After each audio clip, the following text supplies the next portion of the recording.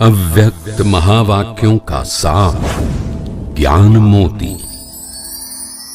बाबा ने कहा, चढ़ती कला का सबसे सहज साधन है स्वयं को बाप के आगे प्रत्यक्ष करना। यानी हम जो हैं, जैसे हैं, वो सब बाबा को पता होना चाहिए। ऐसे कभी नहीं सोचो कि बाप तो सब कुछ जानते ही हैं, लेकिन बच्चे जो हैं, जैसे हैं, वैसे ही बाप के आगे जब स्वयं को खुद प्रत्यक्ष करेंगे तो बुद्धि के ऊपर जो अनेक प्रकार के बोझ हैं वो सब समाप्त हो जाएंगे। ये बात बाबा हमारे कल्याण के लिए कह रहे हैं कि बाप को सब कुछ सुना दो ताकि आप हल्के हो जाओ। फिर बाबा ने कहा, स्वयं को स्पष्ट करना अर्थात अपने पुरुषार्थ का मार्ग स्पष्ट होना। लेकिन बच्चे क्या करते हैं? कुछ बताते हैं, कुछ छिपाते हैं। चतुराई से अपना केस सज धज कर परमत के प्लान अच्छी तरह बनाकर बाप के आगे या निमित्त बनी हुई आत्माओं के आगे पेश करते हैं। बाप को भोलानाथ समझ और निमित्त बनी हुई आत्माओं को भी भोला समझ उनके सामने चतुराई से अपने आप को सच्चा सिद्ध करने का प्रयास करते हैं। तो उसका रिजल्ट क्या होता?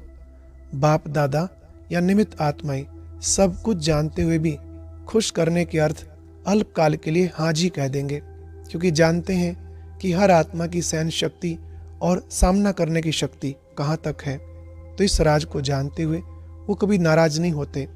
लेकिन ऐसे बच्चे अपनी इस हार को भी जीत समझ लेते हैं। बाप को ऐसे बच्चों के ऊपर रहम भी आता है, क्योंकि बच्चे स्वयं ही अपने अकल्याण के निमित्त बन जाते हैं। तो हमें ध्यान रखना है कभी अकल्याण ना हो। इसके लिए सब कुछ जो भी हमसे आज तक हुआ है अपने निमित्त को या फिर बाबा के सामने बैठकर सच सच बता देना चाहिए। तो एकदम ऐसा फील होगा जैसे बहुत हल्के हो गए। आज का अव्यक्त इशारा अपनी शक्तिशाली मनसा द्वारा सकाश देने की सेवा करो।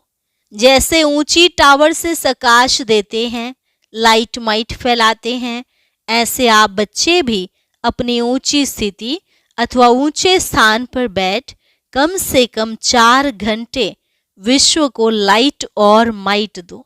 जैसे सूर्य भी विश्व में रोशनी तब दे सकता है जब ऊंचा है, तो साकार सृष्टि को सकाश देने के लिए ऊंचे स्थान के निवासी बनो। और अब यह एक बहुत अच्छी वीडियो भी जरूर देखें।